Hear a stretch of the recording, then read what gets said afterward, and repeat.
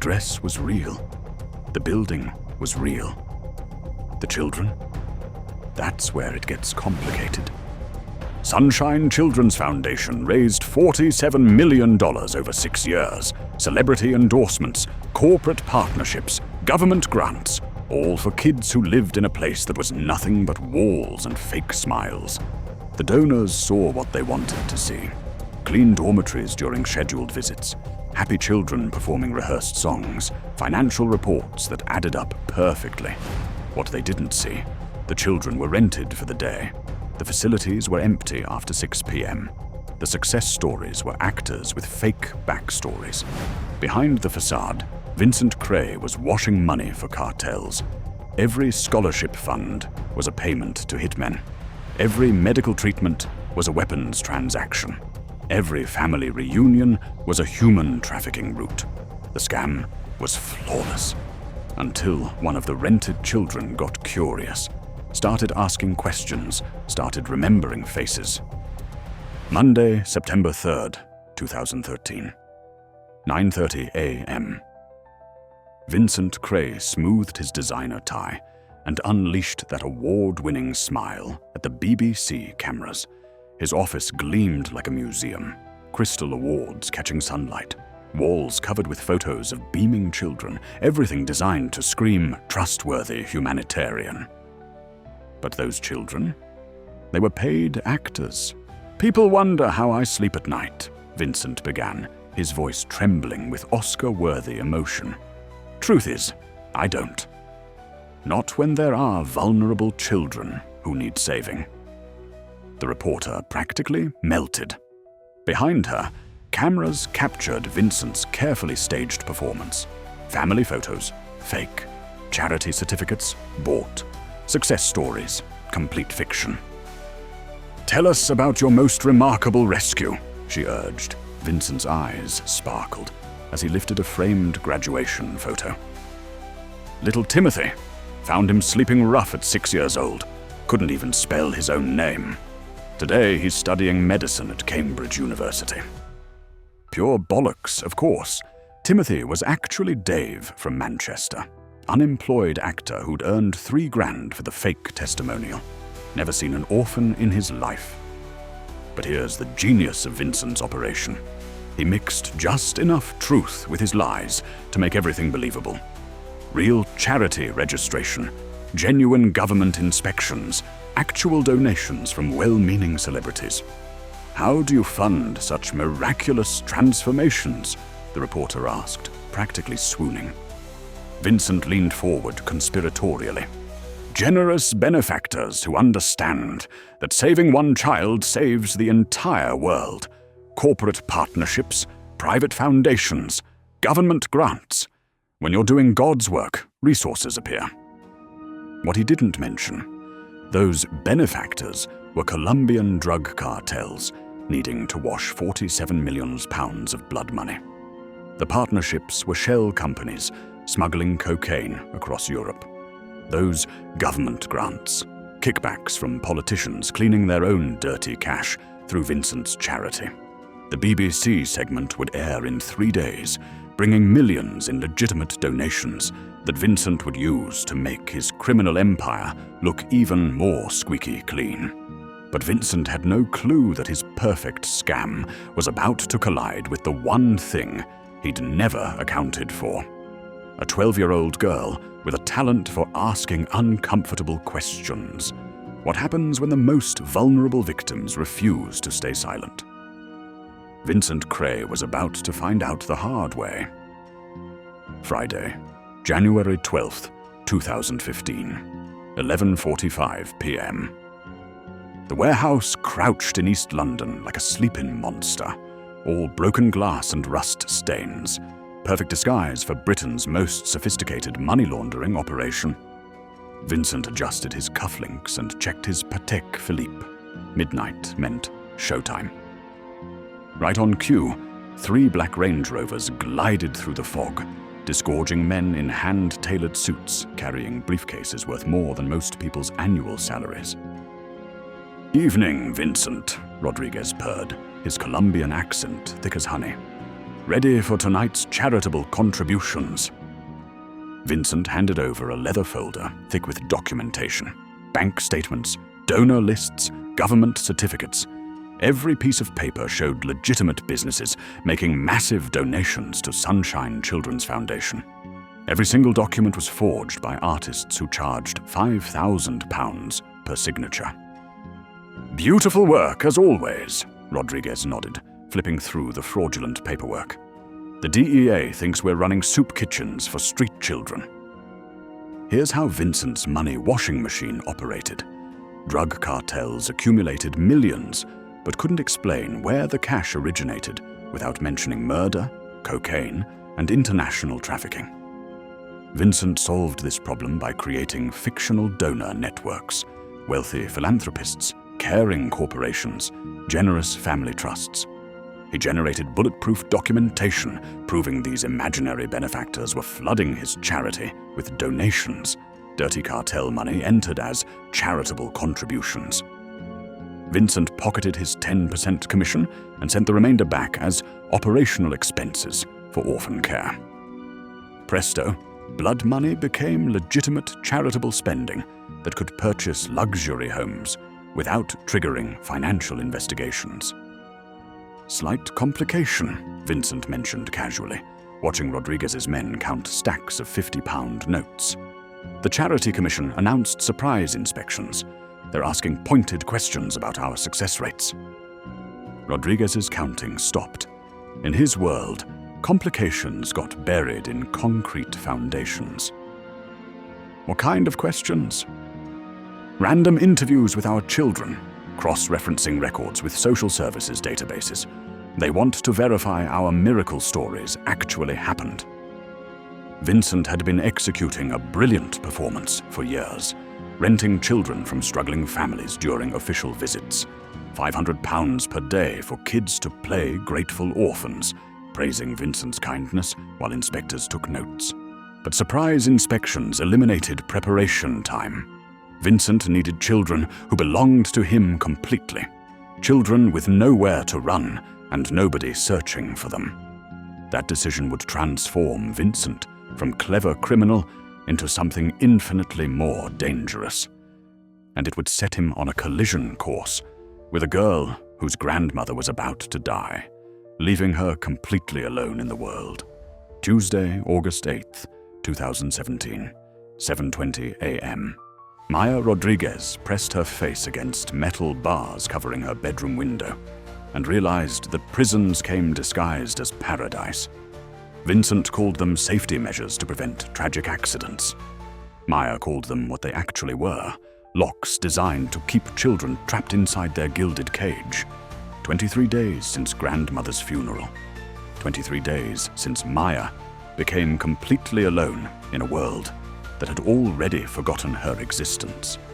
When social services needed emergency placement for a 12-year-old with 0 relatives and a dangerous habit of questioning authority, Vincent Cray appeared like an angel of mercy.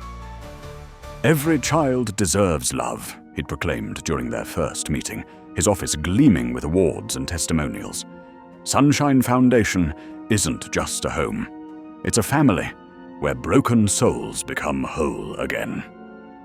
Maya should have noticed the red flags immediately. Medical forms asking detailed questions about relatives who might come searching. Financial paperwork requiring information about inheritance or life insurance. Vincent's assistant showing particular interest when Maya confirmed absolutely no living family members.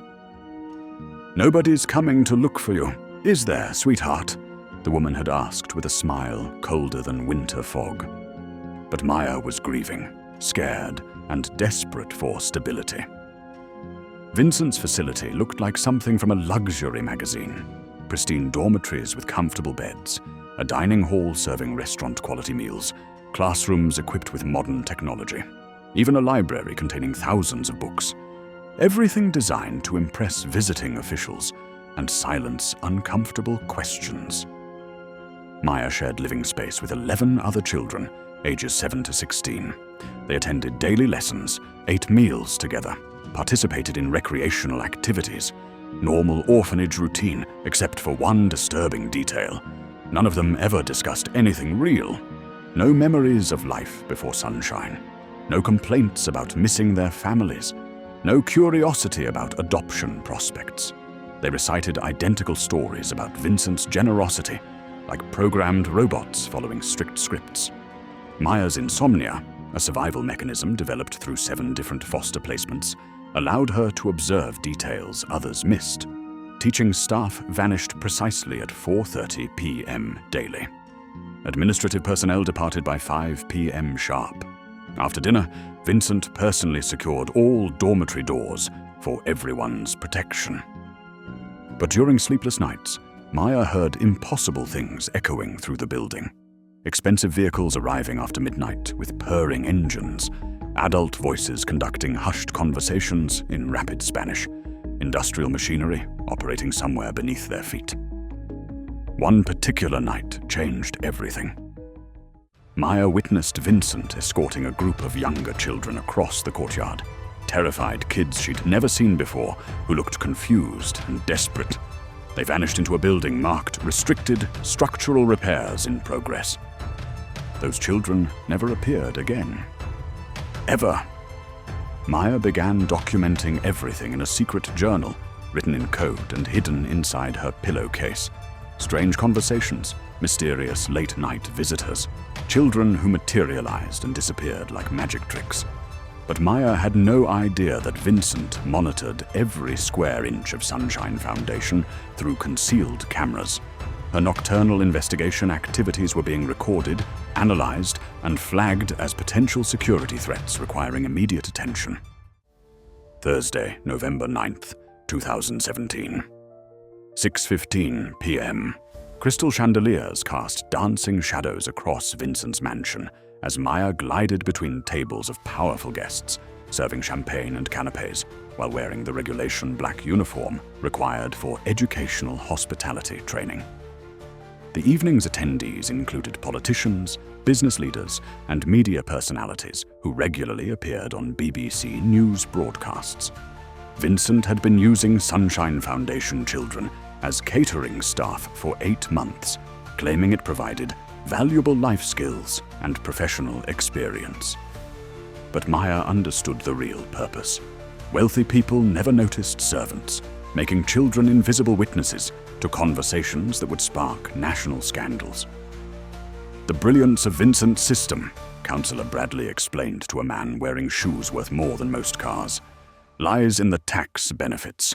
My donors write off millions in charitable contributions while money gets properly cleaned. Everyone profits handsomely. Maya refilled crystal glasses and remained a shadow. Rich people possessed a remarkable talent for ignoring the help while discussing their most sensitive business. What about regulatory oversight? Inquired a woman decorated with diamonds that could fund genuine orphanages across 3 countries. Absolutely zero concern, Vincent laughed, joining their circle with predatory confidence. Who would dare investigate a charity saving thousands of vulnerable children? We maintain testimonials from grateful families, endorsements from royal patrons, documentary features on national television. We're completely untouchable. That word, untouchable, sent ice water through Maya's veins. The Bogota shipment cleared customs yesterday morning, whispered expensive shoes in barely audible tones. Your documentation was absolutely flawless. Immigration officials believe we're importing medical supplies for disadvantaged youth programs. Maya nearly dropped her serving tray. International shipments, customs clearance. This wasn't charitable work. This was sophisticated smuggling operations, wearing humanitarian disguises. Excellent results, Vincent purred with satisfaction. Transfer everything to our usual warehouse facility. I'll ensure the children are properly prepared for tomorrow's official inspection. Children prepared for inspection. Maya's stomach twisted into painful knots as implications became clear. Vincent's criminal empire had evolved far beyond simple money laundering. He was exploiting charitable status to smuggle contraband across international borders, drugs, weapons, stolen merchandise, all camouflaged as humanitarian aid for orphaned children who trusted him with their lives. Later, as guests moved to Vincent's private study for confidential business discussions, Maya positioned herself outside the door while pretending to polish antique silverware. "Guatemala operations are expanding beyond our most optimistic projections," reported a voice she didn't recognize. "We require additional legitimate operational cover, more facilities to handle increased volume." "Already under development," Vincent replied smoothly. "Manchester and Edinburgh facilities launching next year. Identical operational model. Genuine charity work for public consumption, real business conducted through hidden channels. The British public adores saving disadvantaged children, makes them feel morally superior while funding our actual operations." Maya felt physically nauseated. Vincent was planning to replicate his criminal network across Britain. How many more children would vanish without trace? How many families would be destroyed by his insatiable greed? She needed concrete evidence. But who would believe a 12-year-old orphan's accusations against a celebrated humanitarian with government connections and media coverage? As Maya finished cleaning the final crystal glass, she made the most dangerous decision of her young life. She would infiltrate Vincent's private office and gather proof of his crimes, regardless of the potentially fatal consequences. Monday, February 5th, 2018. 3:22 a.m. Maya's bare feet made no sound against cold linoleum as she moved through the administrative building, like a ghost hunting secrets. Weeks of meticulous planning had prepared her for this moment. Memorizing security patrol schedules, studying building blueprints, observing maintenance staff disable electronic systems during routine cleaning shifts. Vincent's executive office occupied the entire third floor, protected by digital locks and motion sensors that Maya had watched being deactivated hundreds of times. The access code was Vincent's birth date, predictably narcissistic behavior that would be amusing if the stakes weren't life and death. The office appeared disturbingly normal at first glance. Professional family photographs on the mahogany desk, featuring hired actors, she now realized. Charity awards covering every available wall surface. Computer screensaver displaying rotating images of smiling children who probably never existed. But Maya had developed expertise in recognizing lies hidden beneath attractive surfaces. The filing cabinets revealed Vincent's true nature. Donor directories filled with names copied from newspaper obituaries. Financial records showing money flowing inward and immediately redirecting to mysterious operational expenses. Document signatures that appeared suspiciously identical, despite supposedly originating from different benefactors across multiple countries. The second drawer made Maya's blood freeze solid. Comprehensive medical files for dozens of children she'd never encountered at Sunshine Foundation. Laboratory test results, psychological evaluation reports, even dental examination records. But these weren't standard healthcare documents.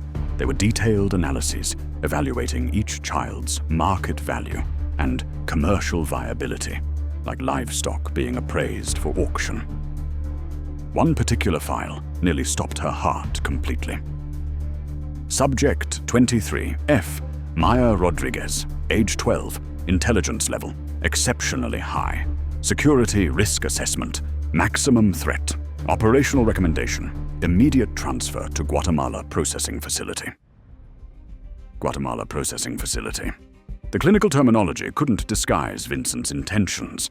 He planned to sell her to strangers who paid premium prices for young victims. Maya photographed every document using a mobile phone she'd stolen from Vincent's desk drawer weeks earlier. Each image revealed deeper layers of systematic horror involving international child trafficking networks. But Vincent's personal computer contained the most damning evidence imaginable. His password was Save the Children 2013. Irony so twisted it induced physical nausea. His email communications revealed correspondence with cartel leaders, corrupt government officials, and business executives spanning 4 continents. all discussing identical enterprises, exploiting charitable organizations to conceal massive international criminal operations. One email thread from the previous week made Maya's hands tremble uncontrollably as she captured screenshots. Rodriguez subject showing increased problematic behavior patterns, questions authority constantly, demonstrates rebellion indicators, recommend immediate Guatemala facility transfer. Our premium clients prefer younger merchandise, with compliance issues permanently resolved through specialized conditioning programs. Maya realized she wasn't merely documenting money laundering activities. She was scheduled to become inventory in Vincent's international catalog of human suffering. Heavy footsteps echoed through the corridor outside Vincent's office, security guards conducting routine patrol sweeps. Maya had perhaps 20 seconds to complete her evidence gathering, and escape before discovery would guarantee her immediate disappearance. But as Maya prepared to flee with documentation that could destroy Vincent's empire, she heard something that changed everything. Vincent's voice in the hallway, discussing plans that would eliminate her threat permanently. Saturday, March 3rd, 2018, 11:47 p.m. Maya stared at water-stained ceiling tiles, listening to 11 other children breathing peacefully, while knowing tomorrow might be her last day on Earth. In exactly 8 hours, Vincent's men would force her aboard a private aircraft bound for Guatemala, where she'd vanish completely, another runaway orphan whose disappearance would generate zero police investigation. But Maya hadn't spent the previous month preparing to become another victim in Vincent's collection. All evidence she'd collected was safely uploaded to multiple cloud storage accounts, accessed through public computers at the local library during supervised educational field trips. Videos documenting suspicious nighttime activities, photographs of incriminating financial documents, audio recordings captured through ventilation systems, and concealed listening devices she'd constructed from discarded mobile phones. She'd also been systematically converting other Sunshine Foundation children from obedient robots into potential allies, willing to fight for their freedom. "Tommy," Maya whispered to the boy sleeping in the adjacent bed. "Are you awake?" Tommy Martinez was 13 years old, officially orphaned 18 months earlier, when his parents allegedly died in a motorway accident. But Maya's investigation had revealed his family lived comfortably in Liverpool. Vincent had simply abducted him from a bus stop and fabricated death certificates using his network of document forgers. "What's happening now?" Tommy whispered back, already knowing Maya's midnight conversations typically involved life-threatening revelations. "Everyone needs to hear this immediately. Tonight is our only chance." Within minutes, Maya had quietly awakened every child in the dormitory, her final opportunity to expose the truth about Sunshine Foundation before Vincent eliminated her permanently. "Vincent Cray isn't saving any of us," Maya began, her voice barely audible, but carrying the weight of months of dangerous investigation. "He's been selling us like merchandise to international buyers. Tomorrow morning, unless we act tonight, I disappear forever, and you're all next in line." She methodically explained everything she'd discovered: elaborate money laundering schemes, sophisticated human trafficking operations, children who'd been shipped overseas and would never return home. "You've lost your mind," Sarah whispered harshly. She was 15 and had lived at Sunshine longer than anyone else. "Mr. Cray provides food, shelter, education, medical care. He's dedicated his entire life to helping damaged children like us." "Sarah," Maya said gently, "when did you last see your younger sister, Rebecca?" Uncomfortable silence filled the room. Rebecca had been selected for advanced academic opportunities abroad 8 months earlier. Vincent claimed she was flourishing at an exclusive boarding school in Switzerland, but Maya had discovered shipping documentation showing a 14-year-old girl being transported to Mexico during the exact week Rebecca vanished. Maya retrieved her stolen phone and displayed photographs of Vincent's confidential files. medical evaluations treating them like livestock, psychological assessments rating their obedience levels, international transport schedules showing exactly when each child would be moved like cargo to overseas buyers. Look at your own file, Sarah. Subject 19F. Exceptional compliance rating. Ideal for domestic service placement. Current market value, £18,000. Whispered panic erupted throughout the dormitory as children finally understood they'd been living inside an elaborate prison designed to appear like paradise. "What can we possibly do?" asked Marcus, barely 8 years old, and terrorized beyond his capacity to process. Maya smiled grimly, having anticipated this crucial moment for weeks. "We're going to destroy Vincent's entire criminal empire before sunrise." The children gathered around Maya as she outlined her desperate plan. It was dangerous, potentially illegal, and would probably result in their capture or worse. But it represented their only chance to save themselves and expose Vincent's crimes before more children disappeared forever into his network of international horrors. Sunday, March 4th, 2018. 2:15 p.m. Vincent Cray paced Manchester Airport's departure lounge like a caged predator, obsessively checking his Rolex every 30 seconds. The Guatemala-bound private jet sat grounded by persistent fog, delayed indefinitely, and Maya Rodriguez was supposed to be aboard that aircraft. But Maya had completely vanished, and his security team wasn't responding to increasingly frantic phone calls. "Sir," Roberts finally answered, his voice strained with barely controlled panic. "We have an unprecedented emergency situation at the primary facility." Define unprecedented. Every single child has disappeared, all 12 subjects, and someone with extensive facility knowledge has accessed every restricted area of the compound, including your personal office. Vincent felt his perfectly constructed criminal empire beginning to crumble like ancient masonry. 12 children don't vanish simultaneously without detailed inside information about his entire operational structure. 300 miles away at Sunshine Foundation, Maya's carefully orchestrated plan was executing with clockwork precision. While Vincent remained helplessly stranded at the airport, children had systematically infiltrated every forbidden room, every locked building, every concealed area Maya had identified during months of patient surveillance and intelligence gathering. Tommy Martinez discovered the basement warehouse where Vincent stored narcotics between international shipping operations. Sarah Williams found the medical processing facility where children were prepared for transport to overseas buyers. Even 8-year-old Marcus Thompson managed to crack Vincent's office safe and photograph financial records spanning 6 years of criminal activities. But Maya's true masterpiece was the coordinated media explosion she'd been secretly orchestrating through encrypted communications with Guardian investigative journalist Jennifer Walsh. Walsh had spent months researching suspicious charitable organizations, discovering financial irregularities in Sunshine Foundation's public documentation that triggered professional alarm systems.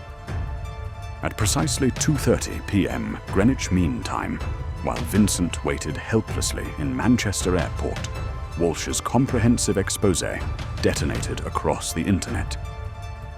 International Child Trafficking Network operated through fake charity, laundering £47 million. The article contained every piece of evidence Maya had risked her life collecting over months of dangerous investigation. Vincent's elaborate falsified records, international drug smuggling documentation, video footage showing children being systematically coached to deceive government inspectors, financial documents proving £47 million in suspicious transactions across 12 countries and 4 continents. Most devastatingly, crystal clear audio recordings of Vincent discussing child sales, elimination of problematic subjects, and expansion plans for additional trafficking facilities across Britain. Within 90 minutes, Maya's story had exploded across social media platforms and been featured by every major news network in Europe. Government officials who'd previously endorsed Vincent issued emergency statements condemning his activities. Corporate sponsors demanded immediate criminal investigations. Protesters surrounded Sunshine Foundation, demanding justice for trafficked children. Vincent finally returned to his facility at 5:45 p.m. to discover National Crime Agency officers swarming the property like a military occupation force. Television news crews broadcast live updates from the street. Crowds of outraged citizens chanted demands for justice. Detective Inspector Patricia Clark approached Vincent's vehicle before he could exit. "Vincent Cray, you're under arrest for international money laundering, systematic child trafficking, fraud, conspiracy to facilitate drug smuggling, and approximately 47 additional criminal charges that will be formally presented during your court appearance tomorrow morning."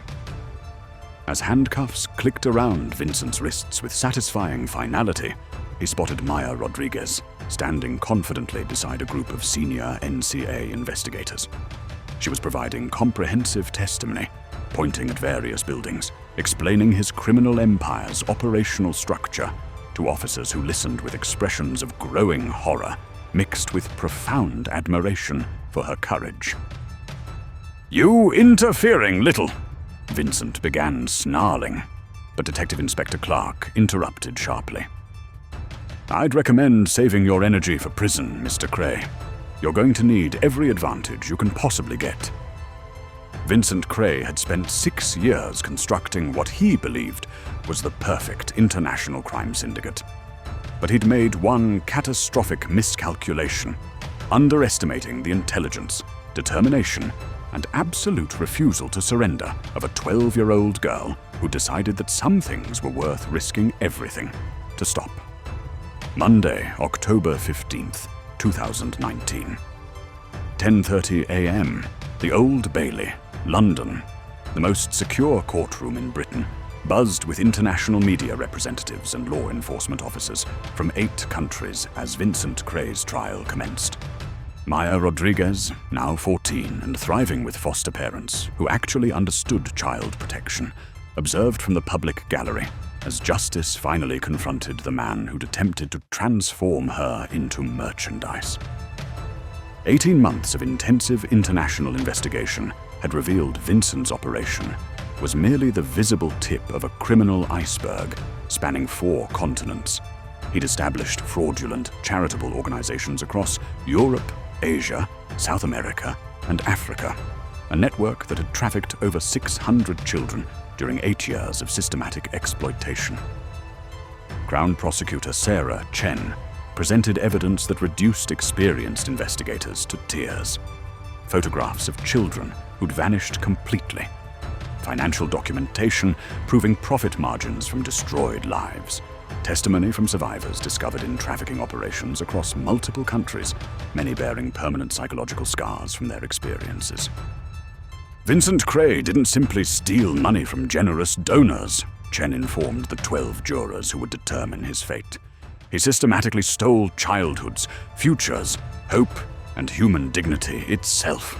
He transformed the most vulnerable members of our society into commercial products and camouflaged unspeakable suffering behind charitable facades that exploited our society's noblest instincts. Vincent's expensive legal defense team attempted every possible strategy. They claimed he was a legitimate philanthropist who'd been systematically deceived by international criminal associates. They argued that traumatized children had fundamentally misunderstood innocent business practices. They even suggested Maya had fabricated evidence due to severe emotional disturbances resulting from her difficult childhood.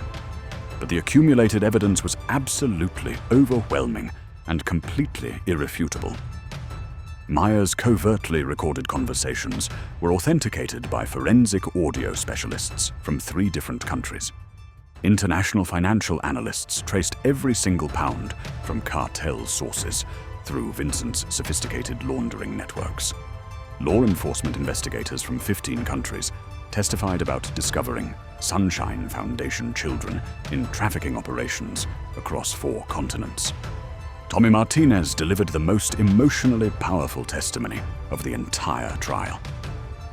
Vincent constantly told us we were incredibly fortunate, Tommy stated from the witness stand, his voice remarkably steady, despite obvious emotional strain.